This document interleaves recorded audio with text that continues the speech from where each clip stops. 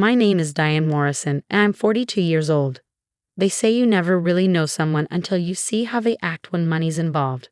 Last week, I learned that lesson in the cruelest way possible, standing on my own doorstep, locked out of my home, 3 hours after burying my mother. My mother, Elizabeth, had been my anchor.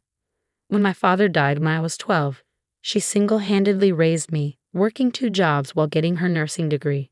She taught me that strength wasn't about never falling, it was about always getting back up. Even as cancer ravaged her body these last 8 months, she faced it with grace that left her doctors speechless. Diane, she told me 2 weeks before she passed, I need you to promise me something. I held her frail hand, trying not to cry. Anything, Mom. Don't let anyone take advantage of your good heart.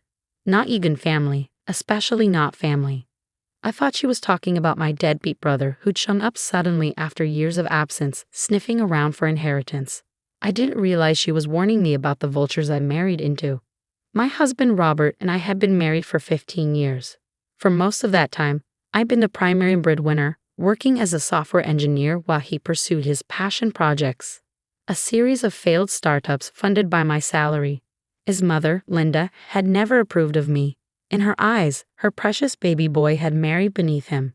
A woman should support her husband's dreams, she'd tell me at every family gathering, not overshadow him with her career. I'd bite my tongue, remembering that this woman hadn't worked a day in her life, living off her ex-husband's alimony and her son's occasional handouts, which really meant my handouts.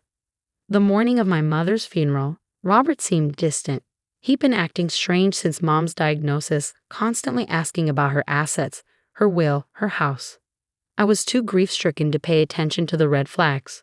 I can't make it to the funeral, he announced as I was putting on my black dress. I stared at him in the mirror. What? Mom needs me to help her with something. It's urgent. More urgent than my mother's funeral? He wouldn't meet my eyes. You know how Mom is. When she needs something, she needs it now. I should have known then. Should have seen it. But grief makes you stupid, and I was drowning in it. Fine, I said, my voice hollow. I'll go bury my mother alone. The funeral was a blur. Friends from Mom's church, her colleagues from a hospital, neighbors who'd known us for decades, they all came. My brother showed up late, reeking of alcohol, and left early when he realized there would be no dramatic well reading like in the movies. Mom had been too smart for that. It was after the reception, after I'd thanked everyone and cleaned up the church hall, that I finally drove home. I was exhausted, empty, ready to collapse in my own bed and cry myself to sleep. But my key wouldn't fit in a lock. I tried again, thinking grief had made me clumsy. Nothing. The lock was different, shiny and new where the old one had been worn brass. Before I could process this, the door opened. Linda stood there in my entryway, wearing my mother's apron. The one with sunflowers that I'd bought Mom for her last birthday. Oh, Diane, she said with fake surprise. You're back already. Linda, what are you doing here? Why won't my key work? She smiled, the kind of smile a snake might give a mouse. This is my son's house now. I thought it was time we made that clear. I'm sorry, what? Robert appeared behind her, unable to meet my eyes. Mom's right, Diane. We need to talk about our living situation. Our living situation? I repeated, stunned. This is my house. We've lived here for 6 years. No, Linda corrected, stepping aside to let me see the locksmith's toolbox in my hallway. This is my son's house. A man's home should be in his name. Robert, I said, my voice dangerously quiet. What is she talking about? He shuffled his feet like a guilty child. Mom thinks, with your mother gone, it's time we restructured things. Put the house in my name. For tax purposes. Tax purposes. I tasted bile. I buried my mother 3 hours ago. Which is why this is the perfect time, Linda interjected. You're emotional, not thinking clearly. We're helping you by taking charge. I stood on my own doorstep, still in my funeral dress, staring at these people I call family. The morning's warning from my mother echoed in my mind. Don't let anyone take advantage of your good heart. You changed the locks while I was at my mother's funeral, I said slowly, letting the words sink in. You actually changed the locks on my house while I was burying my mother. Don't be dramatic. Linda waved her hand dismissively. We're having the deed transferred tomorrow. Robert's already signed the papers. We just need your signature, and then you can come in. I almost laughed. The audacity was breathtaking. I see, I said calmly. Well, let me get something from my car. They exchanged glances, probably thinking I was going to get my phone to call someone or break down crying. Instead, I walked to my car and pulled out a folder from my briefcase, the one I picked up from my mother's lawyer that morning before the funeral. I returned to the doorstep where they waited, Linda looking smug, Robert looking everywhere but at me. Before we discuss any transfers, I said, opening the folder, let me show you something interesting. I pulled out the deed to the house. You see this? Notice the name on it. Linda snatched it from my hand. It says, Elizabeth Morrison. My mother's name, I confirmed. This house was never in my name, and it certainly was never in Robert's. My mother bought it 5 years ago when she sold her old house. We've been living here rent-free because she wanted to help us while Robert pursued his dreams. The color drained from Linda's face. That's impossible. Here's her will, I continued, pulling out another document, dated 6 months ago, properly notarized. She left the house to me. Just me, not to my spouse, not to my husband's family. To her daughter, Diane Morrison. But Robert started. I'm not finished, I said, pulling out the final document. This is an eviction notice. I had my mother's lawyer prepare it this morning when I told him about your strange questions regarding the house. He thought it was odd that you were so interested in property that wasn't yours. Linda laughed, but it sounded forced. You can't evict us. Robert is your husband. Actually, I can. You see, when you changed those locks, you established that you don't recognize my right to enter my own property. That's illegal eviction. But more importantly, I looked directly at Robert. It shows that you no longer consider this a marital home. You've made it clear that you view this as your house, not ours. The law tends to frown on spouses who lock each other out. Diane, please. Robert finally found his voice. Let's go inside and talk about this. With what key, Robert? I asked. You changed the locks, remember? I can't enter my own house. This is ridiculous. Linda shrieked. You can't throw us out. Where will we go? I believe you have a condo, I said evenly. The one my salary helped pay the mortgage on for the last 10 years. That's a 1-bedroom. Then I suggest you start looking for somewhere bigger. You have 30 days. Robert grabbed my arm. Diane, you're grieving. You're not thinking straight. I yanked my arm away. Don't you dare.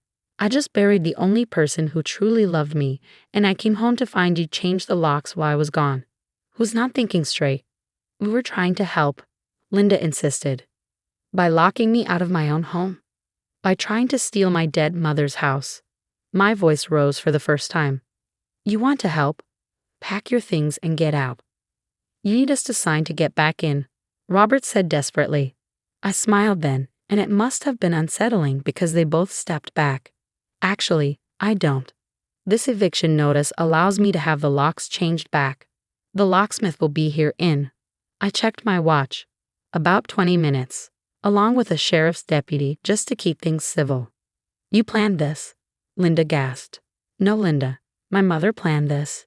She knew exactly who you were. She saw how you treated me, how Robert let you walk all over our marriage. She made sure I'd be protected when she was gone. I looked at Robert. She loved you like a son, you know, but she loved me more. The next 20 minutes were the longest of my life. Linda raged and threatened. Robert alternated between apologizing and accusing me of overreacting. I sat on my porch steps, and waited. When the locksmith arrived with the deputy, things moved quickly. The locks were changed back. I entered my house to find they'd already started rearranging things. My mother's photos were stacked in a corner. Linda's tacky paintings hung where Mom's watercolors had been. You have 1 hour to pack essentials, the deputy informed them. You can arrange to get the rest of your belongings later with supervision.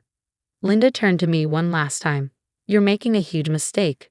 No one will ever love you like my son does. That's what I'm counting on, I replied.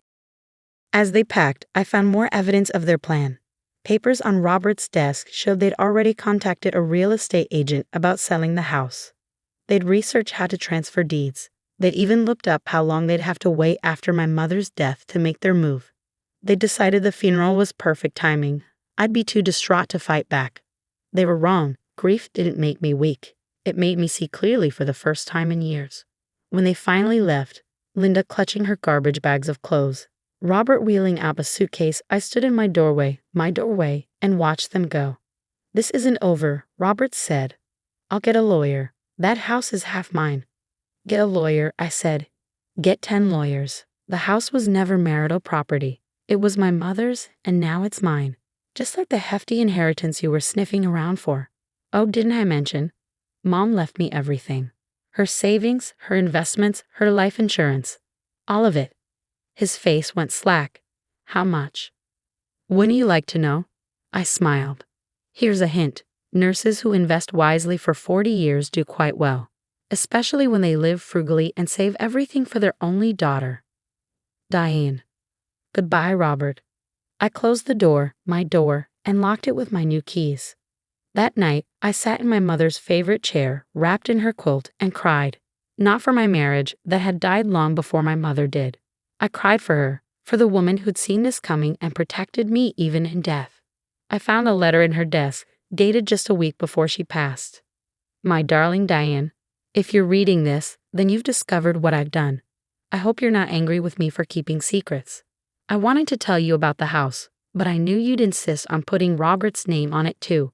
You always were too generous. I've watched that woman poison your marriage for years. I've seen how she treats you, how he lets her. You deserve better, my love. You deserve someone who would stand by you at your mother's funeral, not change the locks while you grieve. The house is yours. The money is yours. Your life is yours. Don't let anyone, not Robert, not Linda, not guilt, take that from you. Be brave, my daughter. Sometimes the kindest thing you can do is say no. All my love, Mom. The divorce papers were filed the next week. Robert tried everything, tears, threats, promises to change. His mother called daily, alternating between vicious voicemails and syrupy attempts at reconciliation. I changed my phone number. The house felt different without them. Lighter. Cleaner. I replaced Linda's gaudy decorations with my mother's things. I painted the walls colors Robert had always vetoed. I adopted 2 cats from the shelter, something he'd never allowed because his mother was allergic, she wasn't. 6 months later, I ran into Robert at the grocery store. He looked older, tired. He was buying the cheap beer he'd always mocked. Diane, he said, shifting uncomfortably, you look good. I am good, I said, and meant it. I heard you started your own consulting firm. I did. With my mother's inheritance as seed money, I'd finally taken the leap I'd always been too afraid to make. That's great, he said, but his heart wasn't in it. Listen, Mom's been staying with me. The condo's pretty crowded. I was wondering if maybe. No, I said simply. You don't even know what I was going to ask. Yes, I do, and the answer is no. He looked at me like he was seeing me for the first time. You've changed. No, Robert, I just stopped pretending I hadn't. I left him standing there in the cereal aisle, holding his cheap beer and his regrets. People ask me if I'm bitter about what happened. How can I not hate them for what they tried to do? But the truth is, I'm grateful. Grateful that they showed me who they really were. Grateful that my mother saw it first and protected me. Grateful that when they changed those locks, they freed me from a prison I didn't even know I was in. They thought grief would make me weak. They thought I'd crumble without them. They thought wrong. Grief didn't make me weak, it made me bold. Bold enough to stand up for myself. Bold enough to say no. Bold enough to choose my own happiness over their comfort. My mother gave me many gifts in her life, love, education, strength. But her final gift was the greatest, freedom. The locks have been changed again since then. Not because I had to, but because I wanted to. I gave keys to people who actually care about me, my best friend Sarah, my cousin Maria, the elderly neighbor who waters my plants when I travel for work. Real family, the kind that doesn't try to steal your house while you're at a funeral. Linda still drives by sometimes. I see her car slow down, see her crane her neck to look at the house she thought would be hers. I wave from the garden, my mother's garden that I've expanded, where her favorite roses still bloom. She never waves back. But I keep waving anyway, wearing my mother's gardening gloves, standing in front of my house, living my life. After all, the best revenge isn't anger or bitterness. It's happiness. It's success. It's thriving in the very place where someone tried to break you. And every time I put my key in my lock, my key, my lock, my home, I whisper a little thank you to the woman who saw this coming and made sure I'd win. Thanks, Mom. I miss you every day. But I hear you in the walls of this house, in the strength you built in me, in the voice that says no when people try to take what's mine. Your daughter isn't just surviving, she's thriving. And she always remembers to lock the door.